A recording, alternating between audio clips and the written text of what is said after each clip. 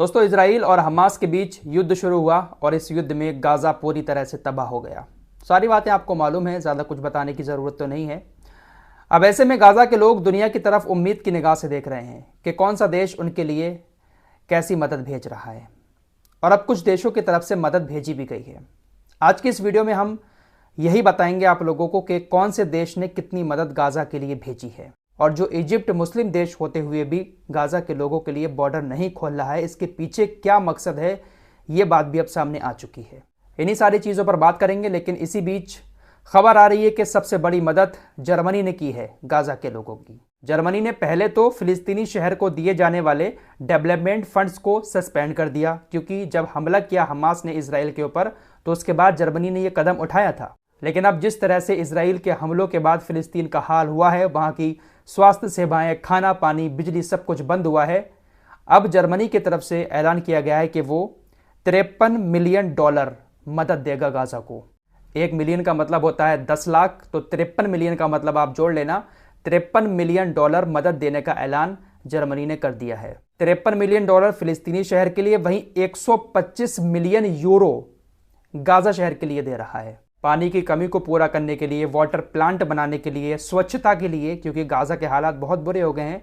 जहां भी मिसाइल गिरी है तबाही मच गई है, तो गाज़ा को स्वच्छ बनाने के लिए वोकेशनल ट्रेनिंग, जॉब क्रिएशन और फूड सिक्योरिटी, इसी तरह की बहुत सारी चीज़ों के लिए 125 मिलियन यूरो देने का ऐलान किया है। लेकिन इन सबसे पहले जर्मनी गाज़ा के लोगों के लिए मेडिकल टीम भेजने पर विचार कर रहा है, क्योंकि गाज़ा के अंदर हाल ऐसे हो चुके हैं इसराइल की पाबंदी के बाद कि जो डॉक्टर्स हैं हॉस्पिटल के अंदर, वो मोबाइल की टॉर्च जला जलाकर ऑपरेशन कर रहे हैं। एनेस्थीसिया ख़त्म हो चुका है, बिना नशे के ही न जाने किस तरह से वहाँ पर ऑपरेशन हो रहे हैं। स्वास्थ्य सेवाएं पूरी तरह से चरमरा चुकी हैं, लाइट है नहीं, बुरे हालात हैं। तो सबसे पहले मेडिकल टीम वहाँ पर भेजने का विचार जर्मनी कर रहा है। आपको बता दें, जर्मनी की विदेश मंत्री अन्नालेना बेरबॉक अरब देशों के टूर पर हैं। ये वित्तीय सहायता देने का ऐलान जो है वो उन्होंने जॉर्डन के अंदर से किया है। जर्मन विदेश मंत्री ने कहा कि हमारा संदेश साफ है, हम निर्दोष फिलिस्तीनी माताओं, पिताओं और बच्चों को नहीं छोड़ते। यानी खुलकर जर्मनी फिलिस्तीन के आम लोगों की सहायता के लिए आगे आया है। वहीं सऊदी अरब किंगडम ने गाज़ा के लोगों को $2 मिलियन मदद देने का ऐलान किया है। वहीं अगर यूएई की बात करें तो यूएई के प्रधानमंत्री राशिद अल मखतूम ने $20 मिलियन देने की घोषणा की है। वहीं अब कतर भी बढ़ चढ़कर गाज़ा की मदद के लिए आगे आया है, और कतर का एक जहाज 37 टन सामान लेकर मिस्र के अल एरिश पहुंच चुका है।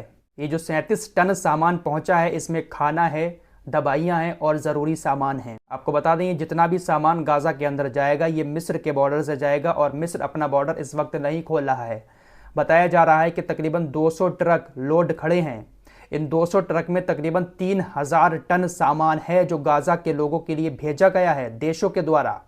लेकिन इजिप्ट और मिस्र अपना बॉर्डर नहीं खोल रहे हैं। वैसे आज खबर आ रही है कि 20 ट्रक लाने की इजाज़त दे दी। आज 20 ट्रक गाज़ा के अंदर आ चुके हैं, तकरीबन 200 ट्रक बॉर्डर पर खड़े हैं। आखिर इजिप्ट और मिस्र अपना ये बॉर्डर एकदम से क्यों नहीं खोल रहे हैं गाज़ा के लोगों के लिए, ये मैं आगे बताऊंगा। लेकिन आपको पहले बता दूं कि रूस ने भी गाज़ा के लोगों के लिए मदद भेजी है और 27 टन सामान भेजा है। ये जो टन मैं आपको बता रहा हूं, इसमें हर तरह की चीज़ें हैं, दवाइयाँ भी हैं, खाने पीने की चीज़ें भी हैं, ज़रूरत की चीज़ें भी हैं, जो भी आम जिंदगी में इस्तेमाल की जाने वाली चीज़ें होती हैं, इस तरह की मदद देशों की तरफ से भेजी जा रही है। वहीं मैकडोनल्ड्स की बात करें, जिसको हम मैकडी कहते हैं, मैकडी पाकिस्तान ने गाज़ा के लोगों को $1 करोड़ देने का ऐलान किया है। वहीं मैकडी सऊदी अरब ने गाज़ा के लोगों को $5.33 अरब सहायता देने की घोषणा की है। तो फिलहाल अभी तक इन्हीं देशों की तरफ से जितनी मदद भेजी जाएगी उसकी घोषणा कर दी गई है। तुर्की की तरफ से मैंने आपको कल बताया था कि वहाँ के स्वास्थ्य मंत्री कह रहे हैं कि हम मेडिकल सुविधाएं भेजेंगे, और इसको लेकर हम WHO से बात कर रहे हैं। लेकिन अभी तुर्की की तरफ से कोई इस तरह का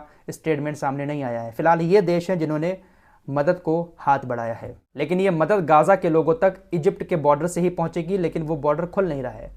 आखिर क्यों नहीं खुल रहा है? इसको लेकर मिस्र के राष्ट्रपति अब्देल फतेह अल सीसी ने बताया कि हम गाज़ा के लोगों को अगर अपने देश पर एंट्री दे देते हैं तो इससे हमारे यहाँ पर शांति भंग हो सकती है, और इजराइल की ये बहुत बड़ी चाल है।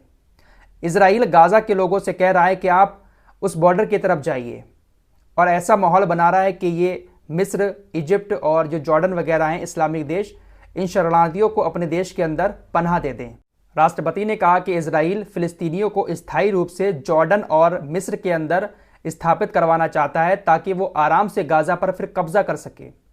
इसीलिए उसने गाजा के लोगों को चेतावनी दी कि जल्द से जल्द गाजा को छोड़कर दक्षिण की तरफ चले जाएं, ताकि ये इजिप्ट के बॉर्डर पर पहुंचेंगे तो इजिप्ट और जॉर्डन वगैरह इन लोगों को अपने देश में पनाह दे देंगे और फिर ये लोग अपने घर बार भी वहीं पर बना लेंगे, वहीं पर बस जाएंगे और गाजा खाली हो जाएगा और फिर इजराइल पूरी तरह से गाजा पर कब्जा कर लेगा। तो मिस्र के राष्ट्रपति ने कुछ इस तरह का बयान दिया है, इसीलिए मिस्र के राष्ट्रपति बॉर्डर नहीं खोल रहे हैं। तो क्या वाकई में इजिप्ट इसी वजह से बॉर्डर नहीं खोल रहा है कि गाजा के लोग यहाँ पर आकर अगर बस गए तो फिर इजराइल पूरी तरह से वहां पर कब्जा कर लेगा, या फिर अपने यहाँ पर बस आना ही नहीं चाहता है? क्या मिस्र को ऐसा लग रहा है कि गाजा के लोग अगर हमारे यहाँ पर आकर बस गए तो फिर हमारे साथ भी ये जंग शुरू हो जाएगी? आप लोगों को क्या लगता है कमेंट बॉक्स में ज़रूर बताएं। फिलहाल इस रिपोर्ट में इतना ही, मिलते हैं एक और नए वीडियो के साथ, तब तक के लिए अपना ख्याल रखिए।